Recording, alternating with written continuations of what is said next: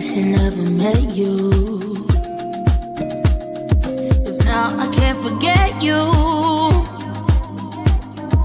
And if I had one wish, I don't know if I wish you away or wish you back here to stay with me.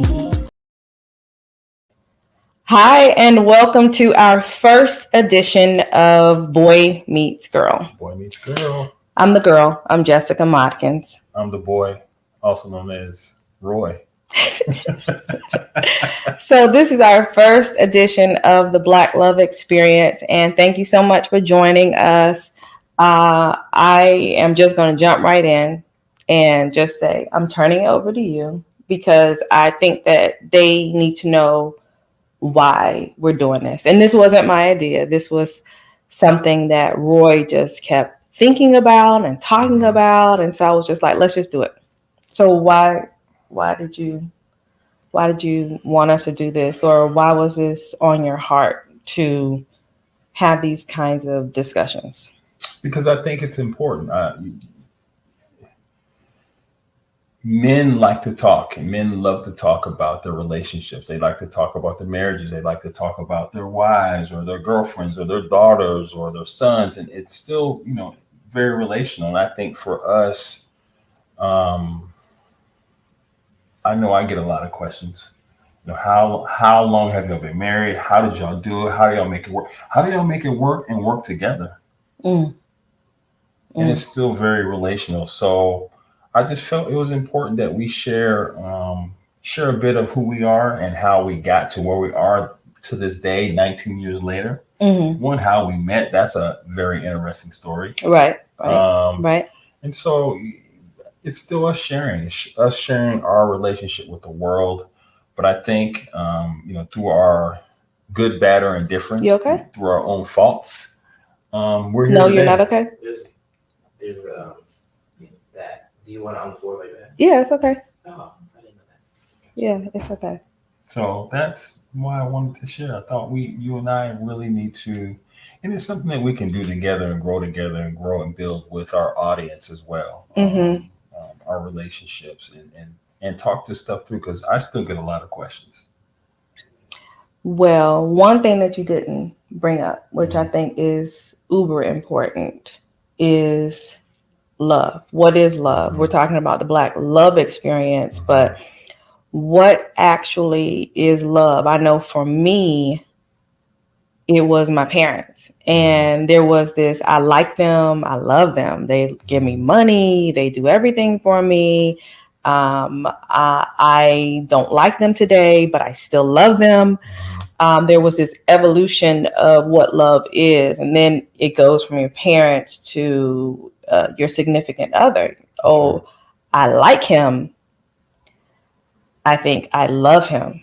And I think that there's this dynamic of love that is not just with your spouse, but it's with your family, it's with your coworkers, it's with your community, it's with those cousins that we haven't met, who we find on Black Twitter, who are having those same experiences of life and how they climbed in a Chinese plum tree to get the Chinese plums, and you didn't know that your cousins in this state actually did it, but they're not really your cousins. They are these other people who have the same cultural experience for life. But in the same breath, when it relates to a spouse, and there is this Black love, I sometimes feel like there's so many other obstacles that life puts on you that love can sometimes get taken for granted. 100%. I think another thing that I didn't mention and that we both did not mention, Black love really exists. Oh, yes. It really exists. Yes. And I think the thing maybe in my mind is that I would rather tell our story versus somebody else telling our story, or TV telling our story, or some type of show trying to tell our story. And the reality is that it really exists. It not only exists from a husband and wife or boy meets girl, it also exists from a parental perspective. It exists me to my daughter, me to my son, me to the world, me to my job. It exists. And you know, I always often hear is like, where'd you come from? There's what girl asking you that? Well, anyways, no, but it exists, and I think the thing is, who's asking you that? Even God is asking you that. Or I'm asking you that? No, but I'll just give you an example. Last weekend I was on a walk with some friends or people I've met to walk, and you just listen to their stories about how they talk about their husband or their spouse or something does not exist in their household. And I'm like thinking like, well, that doesn't exist in my household. Black love does really exist. I'm present in my children's life. I'm present in my wife's life. I'm present when they go to school. I drop them off. I do all the things that, you know, it takes to make sure one, it's not only just a, you know, love is an action. Mm-hmm. It's an action, you know. I want to say too that I think people just talk. Yeah.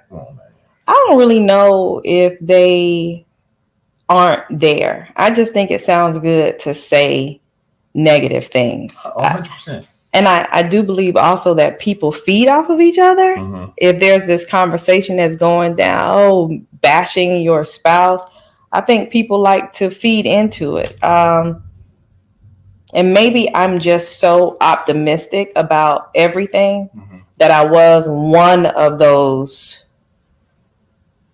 0.5% people that they talk about who lived in Atlanta, and the ratio of men versus women was so wide, and I was still able to find my husband. I mean, what are we, 19 years or something? Yeah. Or 18? 19. Is it 19? Oh, 18 going on 19. I don't know. A lot of dog I'm years. Not good on the date or the year. When did we get married? Don't start, because I won't. What was the date? I'm not gonna get it right. Well, we got married. Well, let me just say this: to not getting it right, you didn't want to even get my name right. Well, I know who I am, and I'm not gonna get your name right. And so when we first met, I told him, "Don't be offended if I call you the wrong name, because it has nothing to do with how I feel about you. God has just not gifted me in that area to be able to recall people for their name, and sometimes I'll get the pronunciation wrong. And then so I just stopped saying a name, and now I just call him Honey. Got it right. Honey. Yeah, you got it right. You got it right. Yeah, you got it right. I did. Right. So I started talking about how we met, and I'm going to go ahead and finish. You want to talk about how we met? Oh, Lord. Yeah. You going first? You can go. I'll add. Well, what I can say is how we met was I will never forget this day, because I remember being invited to a mutual friend that we have. He would have parties all the time at his house, but he invited me like, who invites you like 6 months in advance, but would not let it go. Like every time I saw him, when you gonna come to my party? When you gonna come to my house? Listen, the date is X, Y, and Z. Da da da da da. And at that time, I'm just like, I'm not really in that type of mood to really go out. I'm trying to figure out who I am at that moment in time. I'm trying to figure out my own purpose and what God has for me. So the last thing that I'm trying to do or be at is at somebody's house party. Even though I've heard they're great and he's a great person, great guy, actually great friends to this day. However, that particular day, I remember going to a grand opening prior to that. And I remember going home thinking, I don't want to go, and friends pressing me like, hey, you need to go to this party. So I'm like, okay, but if I'm going to go, I'm going to go home and change. One thing that I'm going to do is make sure that I'm right for the occasions, right? And so I remember vividly going home, grabbing a Von Dutch hat. Mm-hmm. I also had I had some jeans on. I had a black top on. The black top had a Sanford & Son, Fred Sanford face on the shirt. And I grabbed my stuff and I went to this party. But it was, when I look back at it, I remember walking into the house and it's like everything just went blurry from there. Like I'm walking down to this basement, it's blurry. And all I see as I come down is this young lady with the same branded hat. And if you know, anybody knows anything about Von Dutch, if you live in California, that's the only place it's coming from LA. So, and at that time, You were in Atlanta. yeah, so I'm like, oh, she must be from LA, but the hat, it just had my attention. I couldn't even see her face. I couldn't see, she had all this puffy hair hanging out the side of her hat. But I remember he had an unfinished basement. Yeah. And I'm standing on one side, the puffy hair girl with the Von Dutch hat on the other side. And, and they're playing music, and just, I have a drink in my hand, and also you hear this, like the music keeps, it stops. You want me to come in? You can finish. Well, I'm going to have to go back though. Okay. So at this time in my life, I think I was maybe 35 or something 34. Like that. 34? You're 30. I think you're 33, matter of fact. And I was 34. Okay. I just knew that I was ready to be married. And I had suitors that were there, maybe about 5 different guys who would take me out from time to time. But I knew that those were not my husband. It wasn't my spouse. But what I did know, ladies, and this is key, you have to date. You have to date, because when you date, you understand more about yourself. You understand what you're able to tolerate. You understand what you won't tolerate. You just find out things just about yourself through life experiences with these people who are trying to date you that you may not have known before. Mm-hmm. So my girlfriends told me about this party on Saturday night, but earlier in that week, I would go to Bible study. So on this specific Bible study night on Wednesday, I had enough with dating. So after I tithed, I took the rest of the money out of my account and I sowed it into the ministry and said, God, I am ready for you to show me who my mate is, because I don't want to do this. Clearly, I can't pick who it's supposed to be. I have everything written down, the type of man, his pedigree, and all of these different things. Like, it was a couple of pages I had written down of who he was. Had met that person many times, and it wasn't my husband. So at any rate, I sold every bit of money that I had into the ministry as an offering. Well, not to the ministry, to God. And put a demand on God and said I needed to know who my husband was. That was Wednesday. Saturday night, and I say I don't know dates, but I do know that this may have been like May the 6th or the 7th, and it was the day before Mother's Day, and it also was during the Heat finals in the NBA finals game. And so I was going to go to this game on Saturday night. My girlfriend, who was there, clearly called me and said, Jay, don't come to the party. Is nobody here. It's whack. And it's definitely not any place where you're going to meet your husband.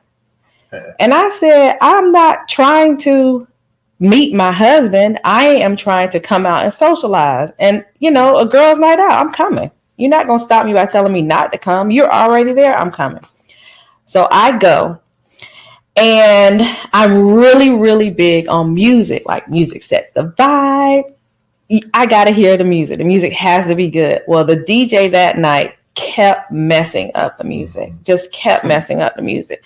He would play it. The audio would go out. And just so happened, right after I saw this guy walk down the stairs with this Von Dutch hat on, and I'm thinking, he's got to be from LA or something. Nobody on the East Coast wears Von Dutch. So as he comes down with his drink in his hand, he's standing on the other side of the wall of this unfinished basement.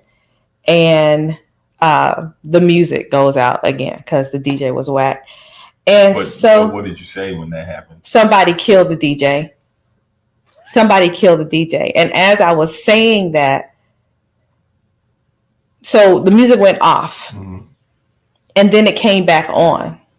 But as it came back on, I was saying, somebody kill the DJ because you're just really messing up my vibe. But as I said that part, the music went off again. And so Like this. my voice just kind of echoed through the entire basement, and it caught the attention of this guy. And then he said something to me. What did you say? Do you remember? Because I know what my response was. I was like, you just got to be grateful for. I said that. You didn't say that. Where is that? I don't know. But I said there are many things that we just need to be grateful for. We're just not grateful. I think I said at least. After I called death on the DJ, now I want to be all biblical. We just need to be grateful. No, but I think I said something like, at least we got music. And then you're like, we got to at least be grateful for. But after I said it, you were like, I'm about to put my drink down. Did. She made me put my drink down. I'm going to put my drink down, girl, and come over there and talk to you. I'm going to tell you why, though. Because it was probably the most authentic and realest thing I had heard up to that point. And I think when we both were at a stage in our lives where you're going somewhere just to socialize. You're not there because you're trying to find a suitor, boyfriend, girlfriend, whatever, husband, wife, or whatever. You're there just to get out and enjoy yourself. And so there was gratitude, right? And so I was just like, dang, like this girl that hit me with this. But mind you, I'm not his type. Okay, let's just start there. I'm not his type. And one thing, he might have been intrigued by the conversation, but he definitely was not trying to holler.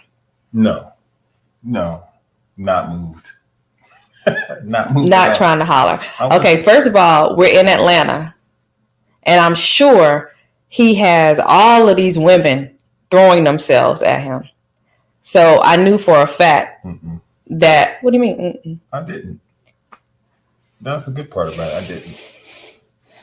That is your story. Stick to it. Go ahead. I didn't. Okay. I just wasn't moved at that time. Just I'm just trying to figure out who I am. That's all. Okay. Well, we exchanged numbers, and he called the next day. And I asked him. I said, "Well, did you come to my church? Because Sunday I went to church." And he was like, "No." And in my mind, I'm like, "Well, what you calling me for? You ain't going to church? I ain't got no time for you, whatever." So he said, "I'm gonna call you later," or something like that, right? Well, here's the thing. I have to be like this. Oh no, I'm calling this girl. Yes. Oh, but the first time you called and I asked you, did you go to church? And you were like, no. And then I was like, well, there's no need for us to talk then because there's nothing to talk about. But the heat game was on. I was like, well, let me call you back because I'm watching the series and we could talk later. So we got off the phone and then you called right back and you said, let me give you another phone number. And I remember me being so smart in my mind going, nigga, I ain't call you the first number. What you give me the second number for? So he gave me the second. I did in my head. I was just like, you're nice, honey. Yes. So he gave me the second number. She thought I was trying to pimp her or something. No, I didn't. What I really thought he was doing was being friendly. And what I needed at that time was a job. And he was an HR guy. And all I knew was I needed a job. You got a job. Not that kind of job. You got a job, all right. Well, that's what I knew. I knew he was HR and I needed a job. Yeah, that's true. And so fast forward, he called and not only that, I think he gave me your resume that night. I did. Stay ready. She gave me her resume that night. Had it here. That night, because I needed a job. God was like, "Oh, you don't have a job, all right."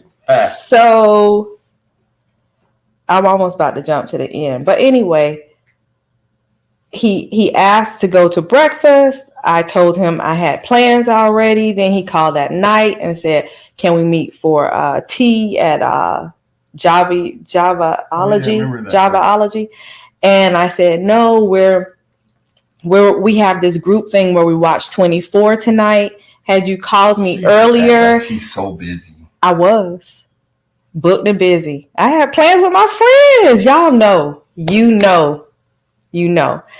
So we watched 24, and then the next morning he called and asked, could we go out that evening? Oh, well, when he said, could we go out that night? I told him, well, had you asked me earlier, I would have made arrangements, but I don't have the time now.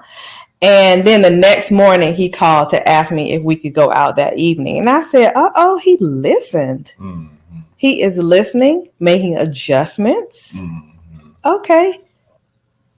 She gave me a little credit. I did. I was like, oh, wow. I was paying attention. You were. But it was interesting because I still was like, I think the thing is that I still wasn't at that point really trying to pursue. Right. It was just kind of. I just thought I was like, she's very, because we had a great conversation. We did. The night I met you. We did. Right. And I was like, very intriguing, great conversation. And I think that's what you want. Like a friend. You want a friend. You want good people around you. And I always say it doesn't take all day long to recognize sunshine. I really just believe that when people, immediately whether or not you're going to hang, talk to this person again or not. And I just knew like she's good people. And it was very, like I said, it was very authentic conversation when I met you. So that's what got my attention. I wasn't even looking at you like she's cute, Well, he proposed 2 weeks later. It wasn't 2 weeks. It was 3. It was 3. Oh, my bad. I didn't propose. 3 weeks later. We came into agreement. No, we didn't. Weeks later. No, we didn't. You said, I'm going to take you off the market. That's what you said. She was like, please. Take me off. Please. Okay. That's your story. Well, stick to here's it, the right? thing. No, I am. Yes. But here's the thing. I think the thing is that we knew. We both knew. We knew. Oh, but when I knew, I didn't tell him when I knew. So the next week, he comes with me to Bible study on Wednesday. And at that time, the pastor would ask you to join hands to pray. That actually was, and that was 3 days later. Yes. That's the interesting part. You trying to say it was 3 weeks. It wasn't? No, I'm saying it was 3 days later when you met. The next Wednesday, we go to church. I pick him up. That's a story we'll tell on another time. Yes. I pick him up.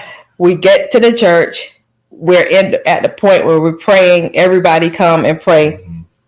And we join hands. And when I joined his hand, there was an electric shock that went through my body. And I said, oh, God. Okay. And from that point on, I knew who he was and that God had answered my prayer. So when he asked, you say it was 3 weeks. It was 3. When he asked, I knew. Yeah. I knew that it was yes. We knew. And marriage. Let's stop there. Let's stop there. Oh yeah, we got married 7 months later. Yeah, 7 months later. Don't ask me the day. I don't know the date. But we did get married 7 months later. But I think that's a good stopping point for right now. Okay. Hit us up on IG, Facebook, in the comment section. Yes. And we'll see you back here. Tell us how you met. Yes, that would be nice. Tell us how you met. Or if you're looking to meet. But anyway, check us out same time. Next week, same spot. Boy Meets Girl. Thank you. I wish I never met you. 'Cause now I can't forget you.